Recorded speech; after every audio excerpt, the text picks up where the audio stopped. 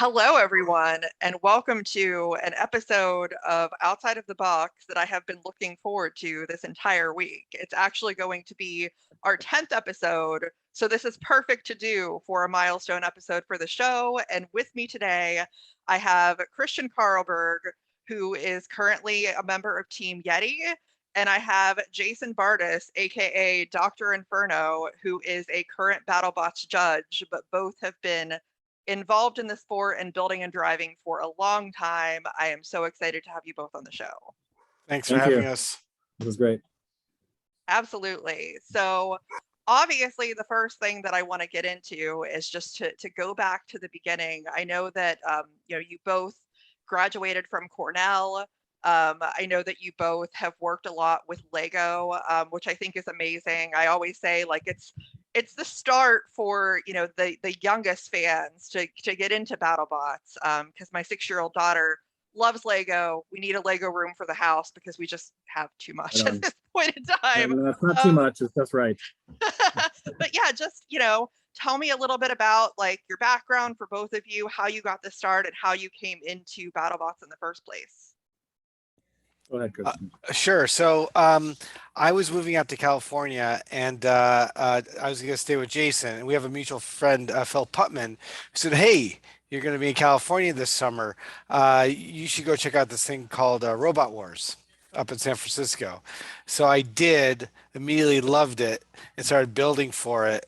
And this is 95 to 96. I wanted to compete in 96, couldn't get my stuff together.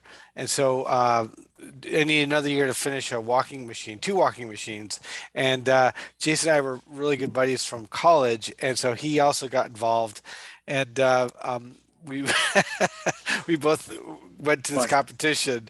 And what's the best part of this story, I'm cutting right to the chase, is working late at night together on our robots, and so convinced that we were kicking ass building a great robots that we started looking at each other like, I've got to take care of Jason now. Jason look at my robot. Oh, I got to add a new attachment, new weapon to take care of his robot, because we were so convinced we were going to be in the finals together. Obviously, right. Yeah. For me, like as you mentioned, Lego, going way back when, as a kid, it was Lego, Lincoln Logs, Erector set, Hot Wheels, which is more fun with the little rubbing alcohol and a lighter. Just anything, remote control cars, anything mechanical, I think helped build my interest and my aptitude for using tools.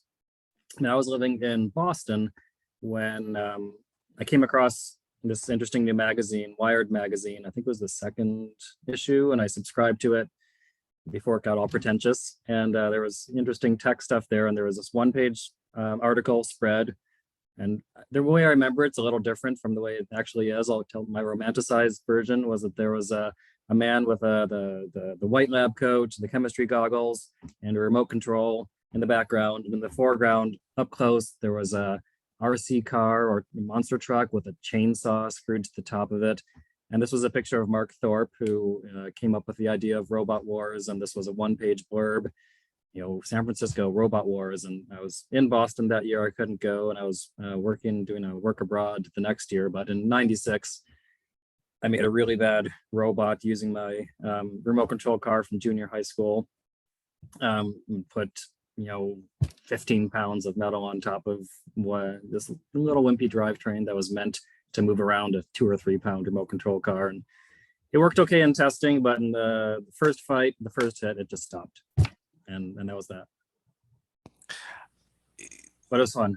Yeah, thinking about my first year, which I didn't compete, but I went to see that in 95 when I first showed up just to watch. I snuck into the pit area. I know I wasn't competing. I just went back there. I met a whole bunch of competitors and people that I eventually become friends with from the special effects industry. Met Mark Thorpe, met Mark Satrakian of the Master, met Pete Abrahamson, who's now, the Bot Whisperer. A bunch of original Robot Wars people in 95. And I took pictures of everything. spied as much as I could, tried to learn as much as I could, uh, and then decided on building a walking robot because he had a weight advantage. And so I built a walking. I didn't get it done for 96, but 97 I showed up at two, and didn't win any competition. Didn't win the competition, but won a few fights. Got some notoriety. Got some work out of it, and met a whole bunch of people that are still I'm friends with today. And I think that's one of the great things about BattleBots. As I talk to you about everybody, just everybody is so supportive of each other and helpful, and it's such a great community. And it sounds like it was that way back at that time, just as it is today. Absolutely, and I'm trying to think of a nicer word for incestuous, but it's great because we all hire each other for jobs, because if I'm looking for somebody who's a good engineer who can knows things about materials and mechanisms and can screw things together and design and machine, the first thing I'm going to do is pull my BattleBots, my robot friends. And more often than not, I think when somebody's looking for a new job, they end up working for a fellow competitor. It's a really special group of people who have a certain set of skills that makes them really good at engineering in general. That is great. Now, the next thing that I want to get into is talking about, what I like to refer to as the classic era of BattleBots, which would be the Comedy Central era of BattleBots, and highlight a couple of fights, and then just talk about, the robots that both of you had back during that time. One of the really interesting fights that I happened to come across was Christian, when you had Kneebreaker, and it was a match where you were fighting Son of Smashy, which was driven by Derek Young, who was also a BattleBots judge, and it was for the Megabot Championship. I had never even seen it before. I just happened to come across it, and I was like, just whoa. Do you remember that fight? Yeah, I've forgotten a lot of fights. In fact, Derek had to remind me of that fight a number of years ago, but he was in the losers bracket at the time, which means he had to beat me twice, which he did, and he won the Megabots at Long Beach. That was 99, I believe.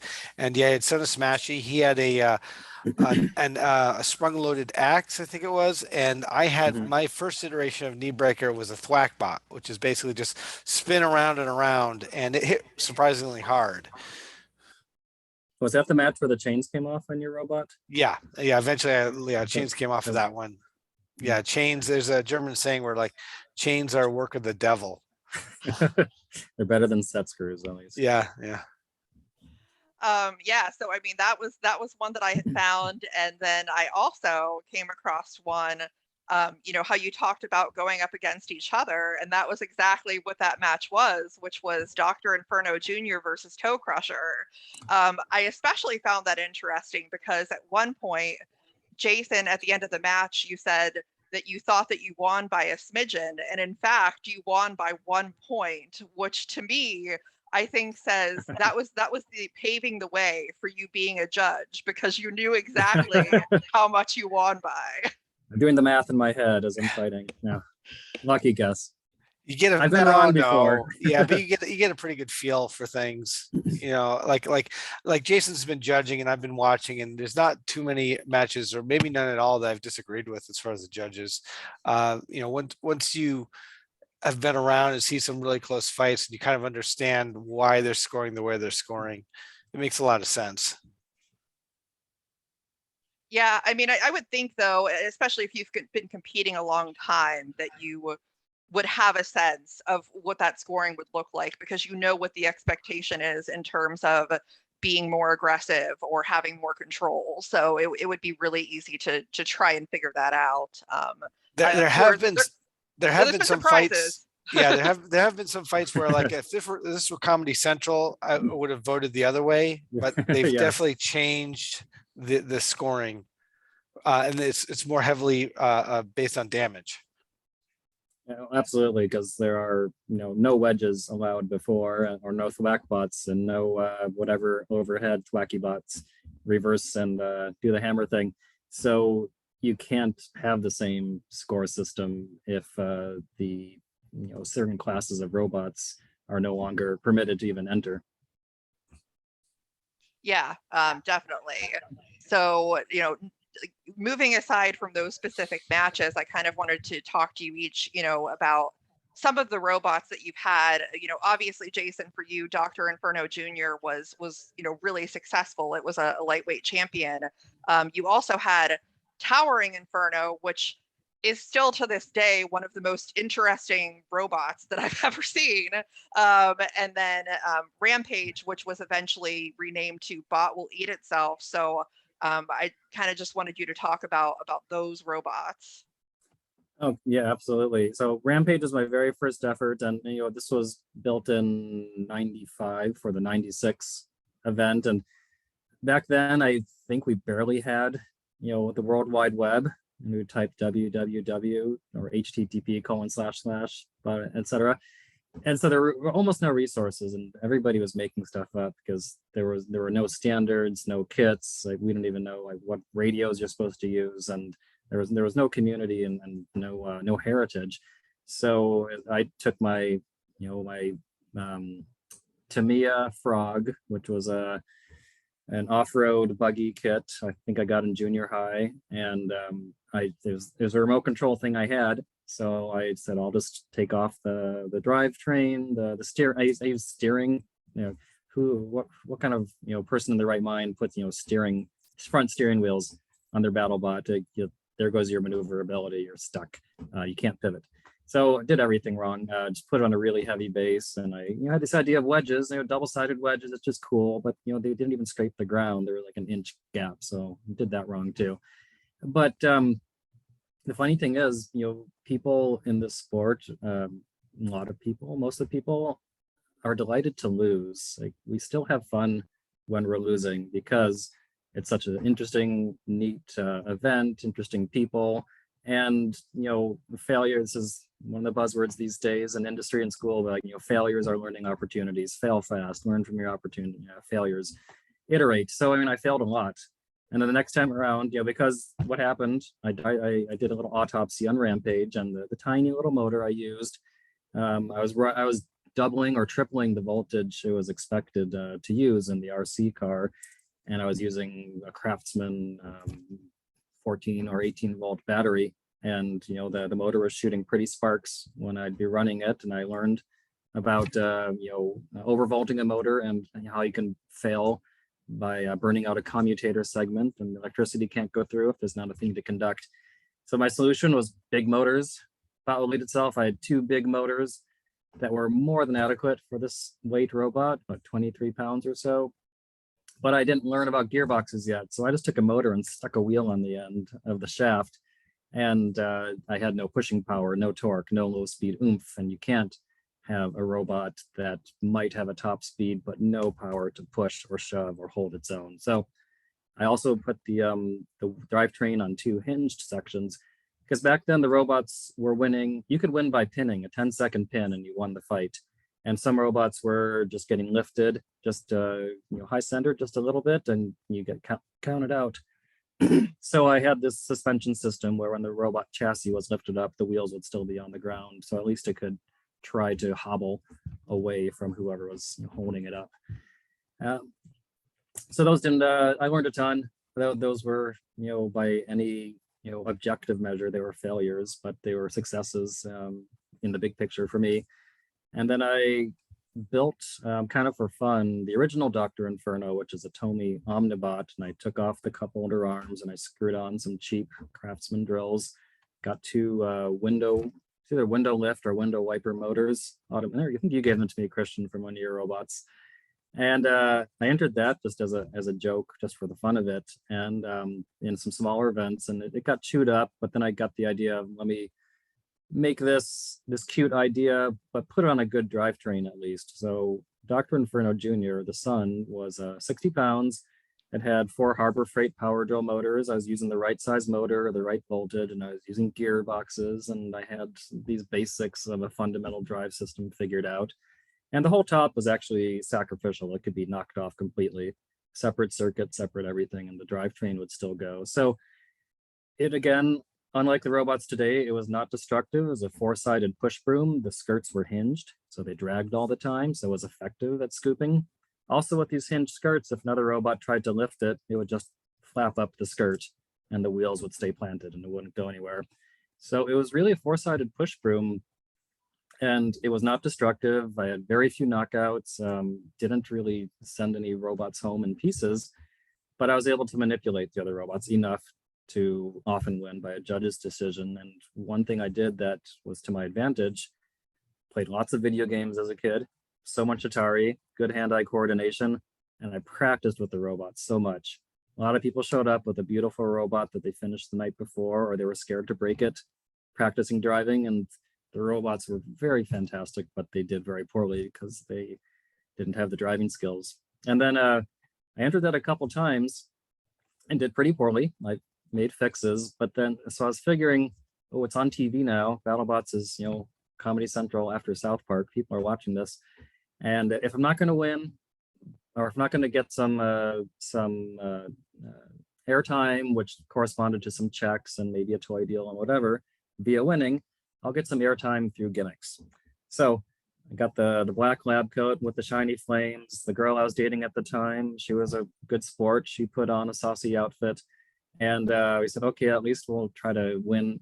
Go get on the air via gimmickry, if not via actual skill and engineering. And what do you know, we ended up winning that event, which was a shock as much to me as to everybody else. And I wanted to try something new with Towering Inferno. I built that with Lego first to see if the idea would even work. Again, in the early days of BattleBots, it was still the lifting robots that were winning. Biohazard, Vlad the Impaler, and Voltronic. Those were still the ones taking the nuts almost every time. And they were simple, low, manipulative wedges and lifters with the right engineering and the right power and torque. And I didn't want to make a robot that could lose to them. So I made a robot that was two giant wheels with arms on the side. So it had no top, had no bottom, couldn't get stuck, couldn't get flipped. There's no orientation where at least one wheel was not on the ground. So it was a really good defensive robot. Impossible to drive. I'm not even going to explain using gestures how to not drive it very well. Again, it was pretty cool. I liked how it turned out. It looked neat. It won a couple fights, but it certainly wasn't effective. But it was kind of a showpiece for me, and this was something new, and I wanted to try something different. I didn't want to make another silver box with a spike. There were too many of those kind of robots at the time. I wanted something interesting, and it got some attention for being, more innovative, if not effective. And I'm happy with how it turned out. I liked it. And there's nothing wrong with that. Some of those robots that aren't, the ones that are probably ever going to win the giant nut are some of my favorite ones, because I think that means, a lot as well, just the design aspect. Now, Christian, the robots, and these are, ones that I remember from the time. Obviously, Minion, very successful robot. And Overkill as well, which is probably one of the most aptly named robots that I've ever seen. So kind of talk about your prior experience. I would love to. I'm gonna actually start with Robot Wars. I'm also gonna start with something Jason said about making mistakes, and experience is really just a mountain of mistakes that you sit on top of. So by all means, it's very true. The more mistakes you make, the more experience you're going to get, and the better off you're going to be in the long run.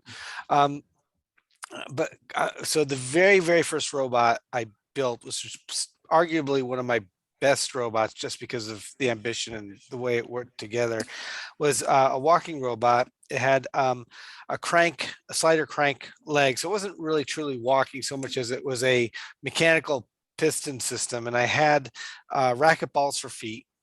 And all the units were on a 3/8 rail system.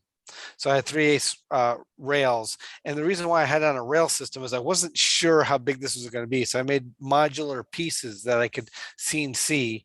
And I stole from the wheelchair. Another thing that the early days of Robot Wars is you'd steal from the wheelchair industry because they're perfect. I mean, you already had a motor gearbox set up there, set up for 12 or 24 volts, easy to control, relatively cheap. and there's also controllers. Don Hudson, in fact, he started off, I believe, as a wheelchair technician at some point. So Yeah. when he was doing his work, it was a natural flow for him to go right into Robot Wars. But I took just motors and batteries from the wheelchair world. I took controllers from the hobby world, and I put it on this sliding rail system because I wasn't sure how big it was going to have to be. And I put two-stroke weed whacker engines in it. So I used the gas engines to drive my weapons, which were craftsman's saws, like just rip saws that I put an array on a shaft, and I was spinning it upwards.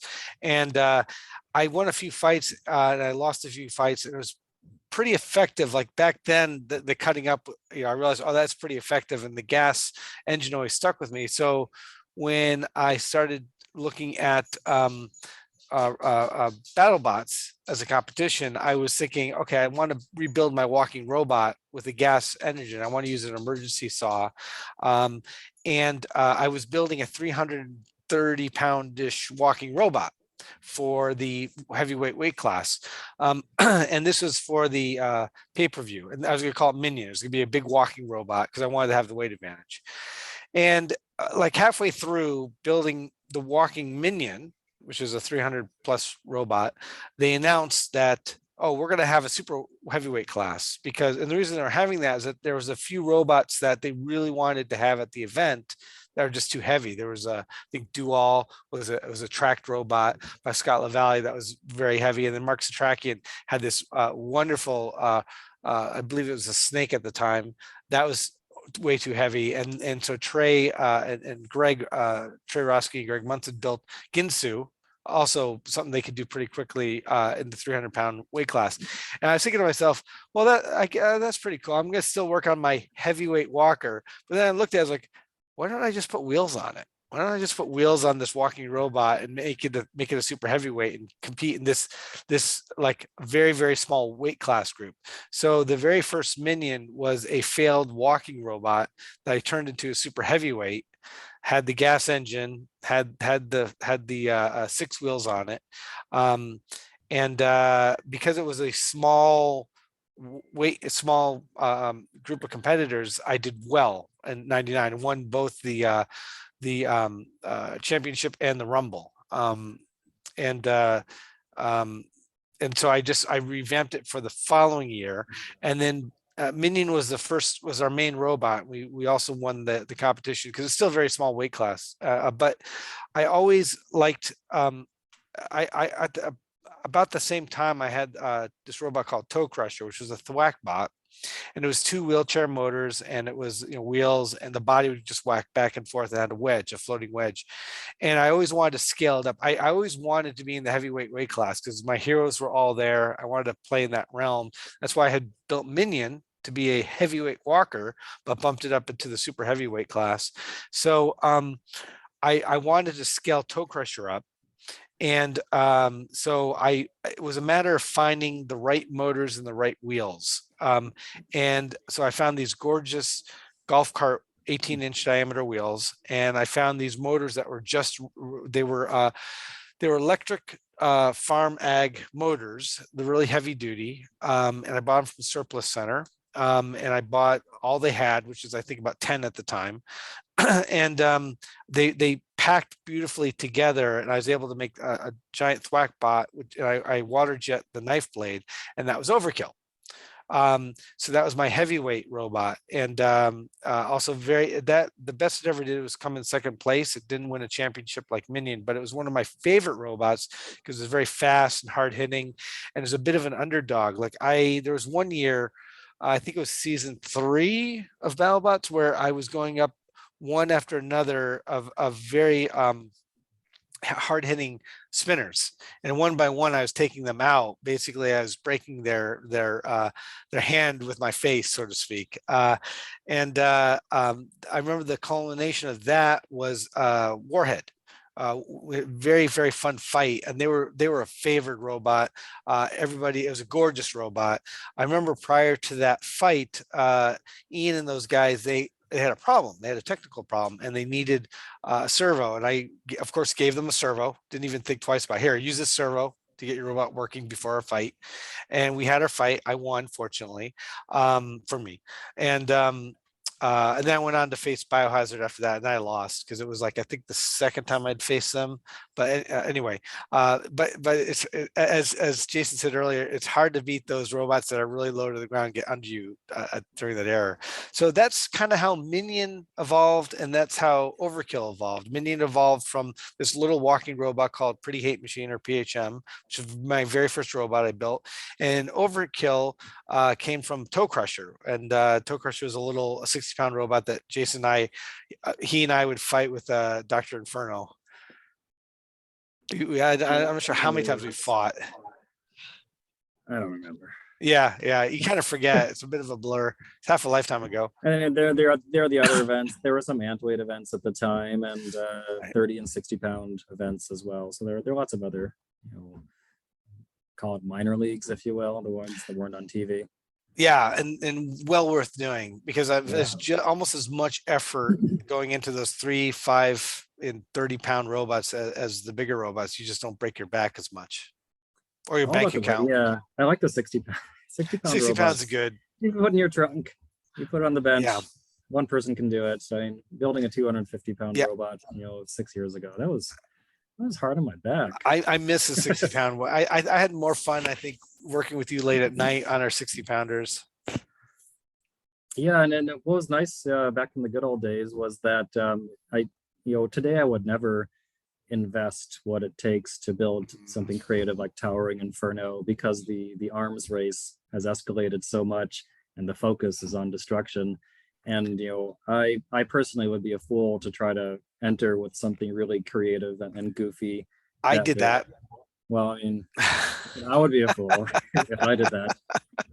I did that. For me, yeah, I still, in the back of my mind, there's still things I wanted to try. Like a few years ago, I built a robot called Mecha Rampage, and I built it because I like the name. Yeah. Yeah. I've always wanted to build this.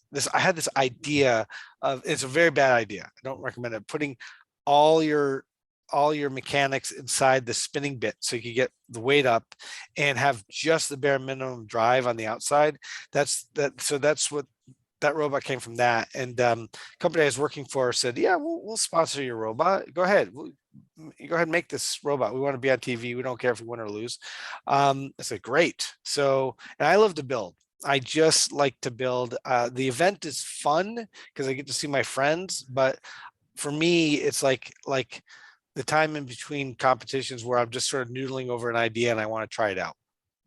Like even now, there's still ideas I have that I'd love to try, but it's so expensive, and the time, putting 2 weeks of your time at the actual competition's difficult as well.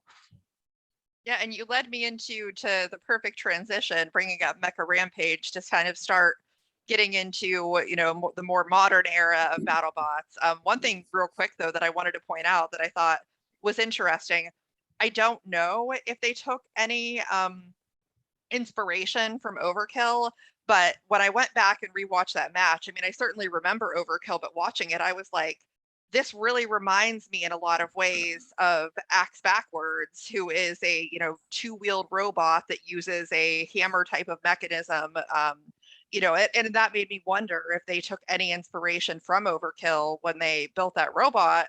But it just shows how like the BattleBots from back in the Comedy Central days, a lot of them have had influence on the designs of the newer robots. It's just different. Yeah, I don't know him. I talked to him briefly at one event, and he didn't bring it up, so I'm going to assume no. But you see a lot of duplicates. I've seen robots come later that look like a copy of a robot I've done in the past, but there's been no, I think it just happens. I think people just have these ideas. Yeah, don't they say there are only 7 plots a book can have? Right. Maybe there are only 7 designs you can make for a robot. Yeah, I mean, it's interesting now. In the old days, anybody could show up with whatever they wanted, and you pay your modest registration fee and you're in. Now there's a selection committee, and you have to make an application with models, pictures, videos, whatever, to make sure the robot's interesting and you're interesting. But you see the effective robots on TV. There's another 4WD vert, another 4-wheel drive vertical spinner like Light Force, Witch Doctor, et cetera, Riptide. So they have to make sure they don't have 65 4-wheel drive vertical spinners there. So you have to mix it up a bit now. And the selection committee says like, oh, maybe this robot's really good, but we already have 3 robots that kind of look like it, because and it's a people show. gravitates towards certain ideas. Yeah, like Jason said earlier, when he had his girlfriend in the saucy outfit, it's entertainment. They look at that too. Yeah, it's definitely part of the game. So yeah, I mean, talking about the robots that you've both had in this, more newer era, I know, Christian, you brought Overdrive, which I thought was really great, because this was, back, your daughter was 12 and she was able to be involved with you, in those matches, which I thought was great. Your first match with Overdrive was against Chomp, and I forgot that Chomp used to look a lot different than Chomp has looked in more recent times. I think at that time it looked more like, it reminded me of the house robots in Robot Wars, just very big and silver and scary. Right. So, and then of course after that with Mecha Rampage, where you actually beat an early version of Tantrum. So, kind of talk to me about those robots and what it was like to kind of get back with, some newer stuff going on. Well, I was way behind the curve when I came back. I had, when I stopped at Comedy Central days, I stopped. I had my very last fight was with Knee Breaker, but it was a new version of Knee Breaker where it was a horizontal bar. And so it was basically 2-wheeled horizontal bar, but pre-Tombstone. That's the thing, though. It was before Tombstone. It was before, So like I had the first. Well, I don't think he knew he was copying me, but I had the first horizontal bar, and it was super effective. Came in second at Steel Conflict, and I had plowed through 7 robots, destroyed 6 of them thoroughly. Excuse me. Actually, Mo was a horizontal bar. Mo, if you look, 4-wheel drive. No. But even if you look at when I came out with Knee-Breaker in Battlebots days, it still predates Mo. Yeah. So the Knee-Breaker, the most recent iteration of Knee-Breaker predates Mo, Tombstone, Mortician, all those robots. But I didn't get it dialed in. Because at Comedy Central, I didn't do well with that Knee Breaker until they were done, and I went to Steel Conflict, and I came in second, and I had so much carnage, I kind of got it out of my system. I mean, I felt like, oh yeah, this is awesome, and so I turned my attention toward family and just moving on in my life, and so I walked away. And all the big names that are now doing very well in Battlebots, because they the last 10 years, Paul and Ray, and they didn't stop. The Witch Doctor team, they all did it for 10 years and dialed in their stuff. So now we had the ABC, the 2 seasons of ABC, and we had those people that were still doing the good work, and then you had some people like myself getting back into it, and then you had some people that got into it for the first time, and you could really tell. The people that stayed with it for the last 10 years prior to the reincarnation on ABC. And then you also saw, like in Chomp's case, you saw they were first time, but you saw an evolution of Chomp. With me, I just tried something and I said, okay, I'm doing something else, because with me, I'm a serial builder. Even back then, I was always building something new because I enjoyed building it. In fact, with Minion, later on, the last 2 seasons, my teammate Brian and Luke, I said to them, hey, I want to build a different super heavyweight called Dreadnought. Why don't you guys take Minion? Because I was happy to win, but I don't care about winning. In fact, I've given half of my trophies away to my teammates. I don't keep the robots either. I think Brian's got 2 super heavyweights. My other teammate has Overkill in their shop. They have the trophy with that. Brian has a trophy. For me, it's about the building. But it's so competitive now. You can't roll in with a brand new design, expect to do well. You really got to work at it. You really got to sharpen that blade over some time if you want to be very competitive. And for me, I don't quite have that patience because I always want to do something new. If I had a nickel for every time Chris said the grizzled veteran against changing of the guard, it's like a rejuvenated veteran, like gee whiz, like yeah, we got the old guys and we got the young guys, right? Yeah. We get it. And I think you need both. I mean, I think it's important, because it brings something different, from robot to robot. And then Jason, you had just like one of my favorite bots just conceptually ever, Disco Inferno. And you also fought Chomp, but it was a different version of Chomp than what Christian fought. So that was fun. And then another thing that I wanted to bring up is that you also had the three-way fight with Rotator and Splatter, which like very early Rotator and Splatter really was a precursor to Whiplash. So Right. Talking about the evolution of robots, like fighting them and then like now you see things today, like what was that like with all of that? Yeah, and keep in mind that the older, weaker versions of Whiplash and Rotator still crushed my robot, and then they got a lot better since then. Disco Inferno, I was working for an electric motor company. I was out of grad school.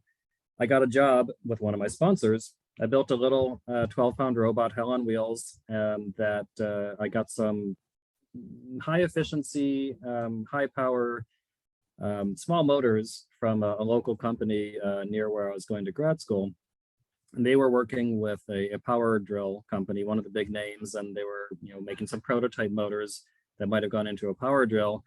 And my old advisor from college had dabbled and consulted for this company, so he introduced us, and I was a good candidate at the time.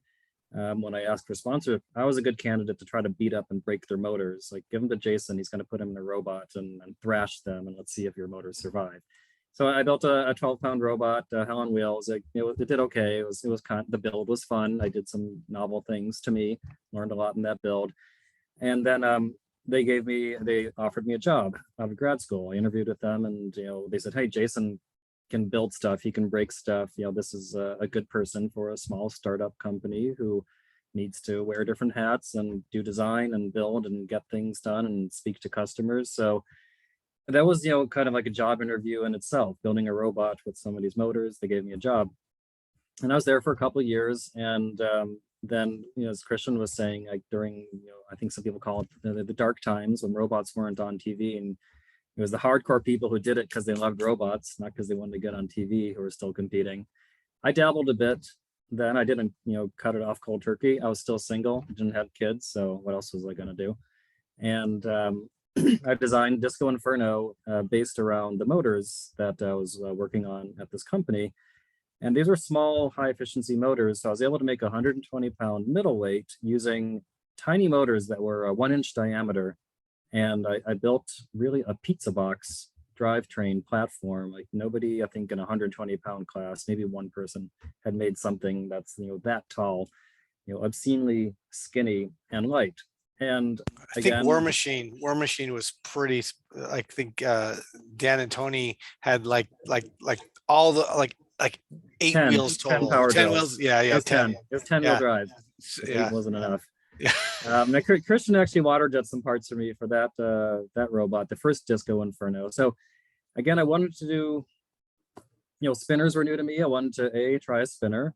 These spinner things look fun. Let's try that. And B, I wasn't going to do a silver box with a spike. And C, I liked the idea of something a little more complex, whereas a very short, light pizza box with an adequate drivetrain, and I had enough weight left over for a disc and an actuated tail on the other end. So it was really a jackknife, and I had this grand idea that never quite played out. Was like instead of having just a disc with the teeth on the sides, I had a disc with some teeth sticking upwards, and I envisioned it as a garbage disposal. Got the garbage disposal disc on this side, the tail on this side. Like, oh, I'll just flip the robots on here and chew up their gooey underbellies and chew up the wheels. Or depending on how the leverage goes, if I try to lift the other robot but I'm wedged, like, oh, it'll bring the disc over and I can, spanking overhead spinning garbage disposal, which is too long to fit on a t-shirt, so it wasn't a good motto. I built that. The tail worked really well. The wheels not so well, and the disc not so well for various technical reasons, but it looked really cool, and I felt there was a win in terms of packaging and trying some new things. That a lot of it came together, and it was the first time. I don't get things right the first time. It takes me a few events to iron out the bugs, and I never finished that. I quit that job, and they kept the robot.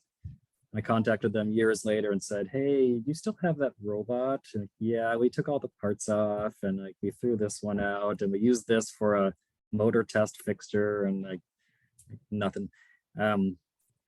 Is nothing sacred.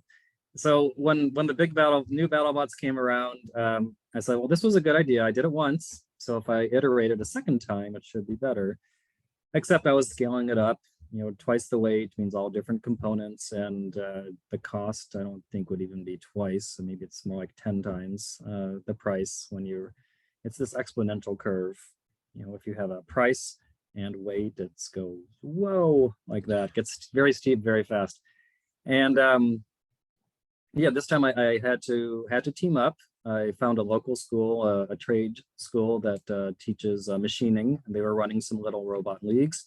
So I got well connected with the material suppliers, the heat treaters, the wire EDM shops, the water jet shops, and all the student labor at this machine shop school, which was match made in heaven. And my girl, I think, was 2 or 1.5 at the time, my daughter, and my boy was a couple of years older. So this kind of played out more like my day job, where I was on SolidWorks doing CAD till 2 a.m. every night, every lunch break, and just trying to get the modeling done and then make a sophisticated drawing package. Because as they talk about in industry, like throwing a design over the fence, like the designer throws it to manufacturing, like, now it's yours, make it.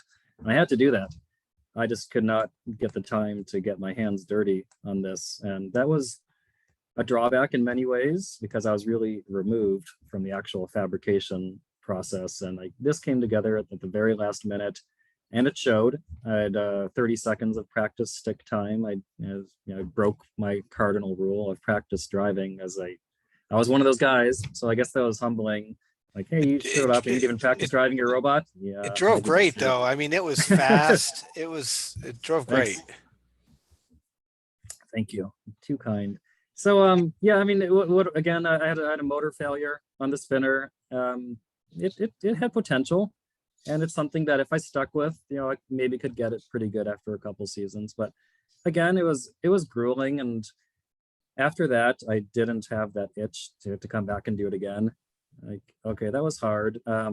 Financially, we came out ahead because we did so well with the sponsorship, and ABC kicked in a little money back in those days. So at least I didn't feel like that I'd spent my family's money on a wild pipe dream. I actually put a little money into the kids 529 plans after that, to compensate for all the time I'd spent away from my family. So I'm glad I did it again. No regrets, but I'm not eager to do it again today. Yeah, and honestly, I mean, Disco Inferno was still moving by the end of that 3-way fight, so that's a win in my book. It was still moving. Yeah, the wheels were good, not so much the other parts, but thank you. So kind of what I want to go into is that especially over the last few years, it's so interesting because you both came into BattleBots in a similar way. But over the last few years, you've definitely taken different paths. Christian, you're obviously part of Team Yeti. Jason, you're doing the judging. Kind of talk a little bit about like the decisions to go in those directions, and how that's working for you today versus what you've done traditionally. Yeah, what's your current direction, Christian? What are you doing? Oh, geez. So, all right. So I joined Team Yeti this past season because I like those guys. I like the style of the robot. I heard they were retiring. I said, hey, let's do a project together. And the more we talked, the more it made sense to remake Yeti. But then it was no longer going to be like, okay, you guys are going to join my team, C2 Robotics. It's still Team Yeti. I'm just going to design it. And it was fun because I like to design. And it was fun to compete. It's fun to win. That was always fun. Uh, it's for me, it's about the build, the camaraderie, and the winning. Winning is important that you can keep fighting because the fighting's fun. But it's not, you know, the itch to the need to win isn't there like it used to be. Otherwise, I would probably build the same thing that everybody, you know, I'd build. People ask me, why don't you bring Minion back? Well, Minion's already there because the natural evolution of Minion is a 4-wheel vertical spinner box. That's really, if you take Minion to its next step, that's what it is. And so Yeti's as close as I want to get to that. You know, where you have a drum, you still have the lifting forks, and you have it's more of a monster truck look to it. What I'm going to do next, I don't know. You know, I'm contemplating about season 7, what I want to do for that. I do have some ideas of some things I want to try. So, you know. Isn't that coming up kind of soon? Aren't you supposed to be I building haven't that heard. I haven't heard from them. Well, I haven't heard from them. possibly.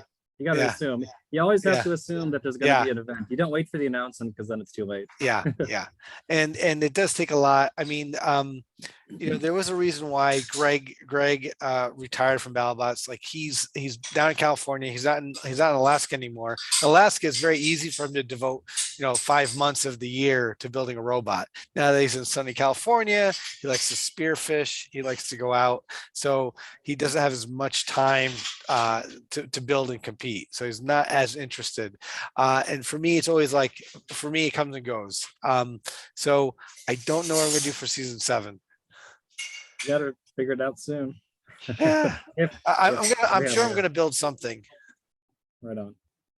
Wait, haven't they done? I mean, I'm gonna build already? something, but I don't know what it's gonna be for yet. You know, there's always something I want to build. Oh, I mean, that's kind of the other thing is if you build it, they will come. There are very few events now that cater to the higher weight classes, but they're around. And if you're patient, you can build something, and if it's not too terribly dangerous, you find a safe place to drive That's it. kind of noisy, baby. Weapons disabled. And we're recording. What? Another thing that I wanted to talk about was, I'm sorry about that. I thought. Oh, you're fine, Krista. You're fine. No, another thing that I wanted to talk about too. Actually, Jason, if you want to talk about like your experience judging, because that has to be different. You know, obviously you're kind of on the other side of the coin there. It's great. I mean, it's a no-brainer, and it would be tough to go back to competing, honestly. It's great in so many ways. I think Greg Munson asked me in 2017, and then we didn't have an event in 18, if I remember. And I was just too busy. They always seem to call me when I'm switching jobs. And there was one time I was starting a new job. It was 2015, the first ABC. I was literally starting a new job the week that the BattleBots event happened. And usually in a job interview, this time I didn't get it through a BattleBots friend, and look how that worked out for me. The guy I was interviewing with, I told him, like, usually looking at my resume, BattleBots, and I have a half page just on BattleBots and all the things I've done over the years. And usually in a job interview, they just want to talk about BattleBots. And this guy said, BattleBots? Is that a military thing? What is that? I'm like, oh, I'm not going to be able to get time off for BattleBots at this job. Didn't work out, but this may sound corny, but it's actually an honor to be a judge for BattleBots, because I took this so seriously, and this meant so much to me, and it was so formative. And there's such an attachment to the people and the robots and the sport that it really is an honor to be picked to do something that I think is super important in my in this little world we live in, this bubble of people who are crazy about robots. Like, this is very important. So to me, it's, being asked to be part of the team that puts on something that is very important is very flattering. And I've been there for 3 seasons. Despite all, it's despite Reddit and Facebook and all the opinions out there. I guess we're not doing too badly overall. But honestly, it's really an honor. And the first time I judged, I think it was pre-COVID, and the favorite thing for me was going through the pits and looking at the robots and talking to the people and just learning and just being blown away, by the people and the robots. And for the previous, couple seasons, they had rotating judges, people from different tech shows or YouTube or whatnot, who were very talented in what they did, but probably not as well versed in robots as somebody who'd been doing it for 20 odd years.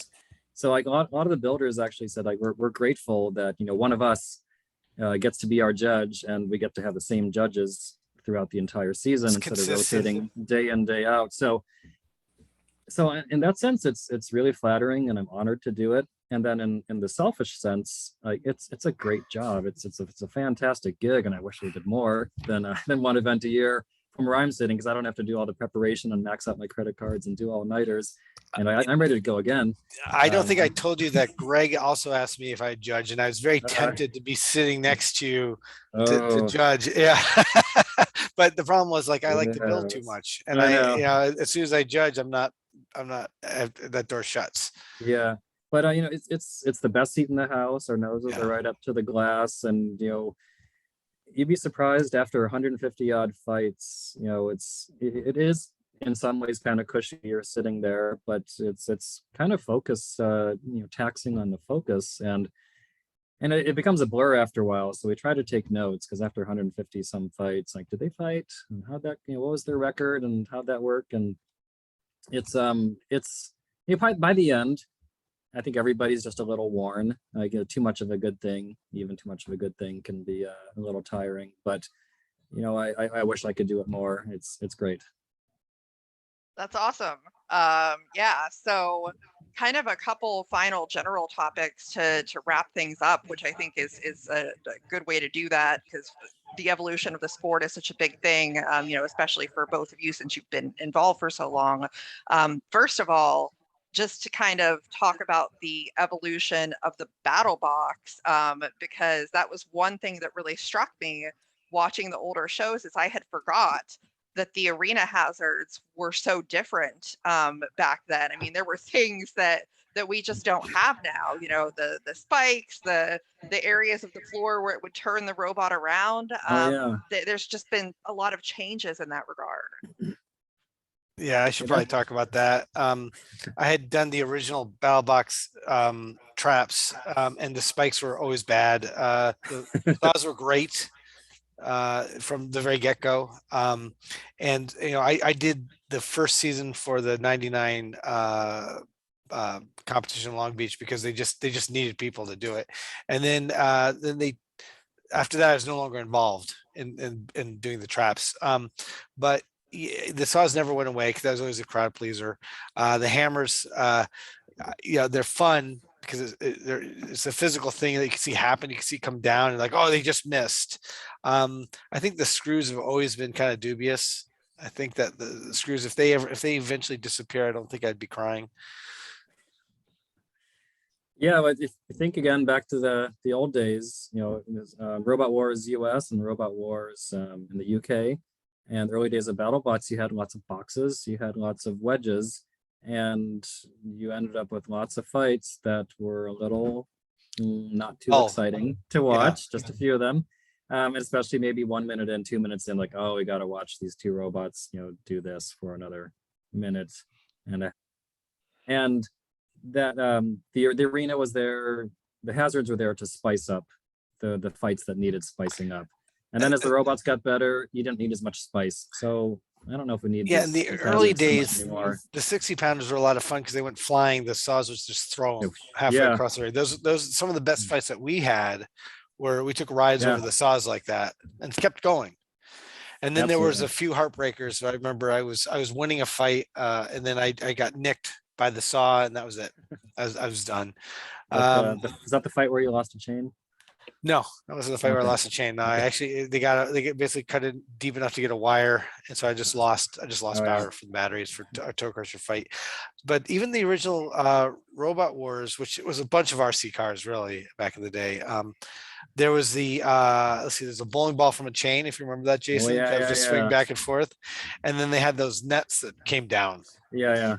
Really campy at the time, but And pinball flippers. yeah, pinball. That's right. They had the pinball flippers, but back and there's no guard. There's absolutely. So if you look at if you want to look at the Yeah, evolution of an arena, yeah. look way back at Fort Mason Robot Wars in San Francisco, and just how crazy that arena was, how unsafe it was. In fact, the original Blendo by Jamie and Adam Savage from Mythbusters, they weren't allowed to compete with Blendo because they were afraid if it got tipped over from Biohazard, it would just roll into the stands and just take people out. Yeah, good times. Yeah, so they weren't even allowed to compete. They didn't have an arena for them. Oh my. Yeah, that's pretty scary.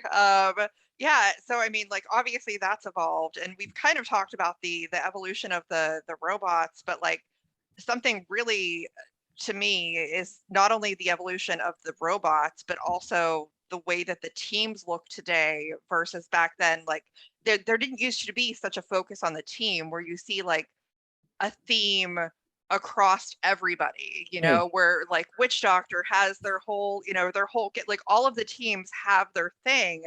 And that's so, you know, different today. Not only that, but the robots too, because back then there were a lot more hammer style robots. There are a lot more like saw type of robots. And now that's a rarity. You know, you have Saw Blaze, you have Scorpios. That's really it. And you know, you have a few hammer bots out there like Shatter, but it's just not common. Things have really kind of flipped a lot, I think. Right. Well, with a few exceptions, it's hard to see a successful robot with a small team. You need your designer, your fabricator, your emergency person, your wardrobe person, your marketing person to get all the sponsorships, the finance person, the travel logistics person, and it is a team effort. It's not just you know, except for maybe two people in the sport. It's not just an engineer in his or her garage, you know, throwing something together and then, you know, dirty jeans and t-shirt and being successful. Like those days are gone. And you know, with the 60-pound robots and such, you know, that was easier back then, you know, to manage all that with one person, not just the cost and being able to lift it without throwing your back, but the whole scope now is grand. And I see that echoed in some of the school competitions, like FIRST robotics, for example. And you know, it's not just building a robot. You know, these high school students have to figure out all the other parts of a business, you know, endeavor. It's not just engineering. So that's cool that you know, some of the students are getting that exposure, which is what the, you know, the grown-ups and the big shots have to do on TV or do the same thing. And it's a great educational for everybody, and what, you know, what the kids can do can translate into careers. Yeah, the best robots have the best teams nowadays. Like if you look at Jameson's team, like everybody has been doing their job for so long that it's like clockwork. You know, they know how to strip that sucker down, rebuild it. Everybody is focused on what they're doing, and they do it very well. Yeah. I mean, it really is a team effort, and I think that that's a big part of what's you know, what's great today in Battlebots. So yeah, I mean, that's we've gone over a lot. Is there anything else that either of you, you know, want to add that you feel is important for the fans to hear about? Just start doing it. Find some event that you could manage and just build. And if you miss your first year to compete, don't worry, go the next year. Yeah, show up and watch if you don't Yeah. have something. Now that I have small kids, and I no longer am enticed by the idea of designing and building something and having it broken on purpose. I've taken what I've had and I've been leveraging it, trying to get my kids excited and their classmates. So I've taken my robots and I've done presentations for the Girl Scouts and the Cub Scouts, you know, the daycare, the kindergarten, etc., and high schools, you name it, public library. So this is again something that's hands-on. what Battlebots and these other events taught me is so much hands-on experience that I was able to later leverage into fixing stuff in my house and fixing my car and working on pinball machines, and all these skills I've obtained, practical, which saved me a ton of money and are interesting, really stemmed, from seeing that one-page article in Wired magazine with Mark Thorpe there, and it really shaped who I am. And that's the message I try to pass on to kids, because now what is focused on so much, is coding is really, really cool. And you don't hear people say how cool it is these days to get into mechanical design or machining. These things tend not to be emphasized as much.